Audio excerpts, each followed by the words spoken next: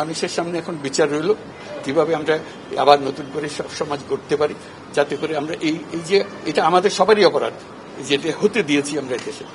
আজকে আমরা মুক্ত হলাম, সে মুক্ত বাংলাদেশে আমরা যেন নতুন করে আবার সমাজ করতে পারি, এটার থেকে একেবারে অতি দূরে যেন আমরা চলে যেতে পারি। এটার নমুনা, এটার সাক্ষী, এটার যে ডকুমেন্টেশন গুম কমিশনের রিপোর্টের মধ্যে থাকবে এবং এটা অবশ্য পাঠ্য হিসেবে সবাইকে পড়তে হবে এবং তাদের যারা করেছে তাদের বিচার করতে হবে। তা না হলে আমরা নিষ্কৃতি পাবো না এটার থেকে, এই যে কাজগুলো করে গেল তারা। তা না হলে আমরা আবার মুক্তভাবে বলবো কি করে যে আমরা এই দেশের মানুষ, আমরা পরিষ্কার।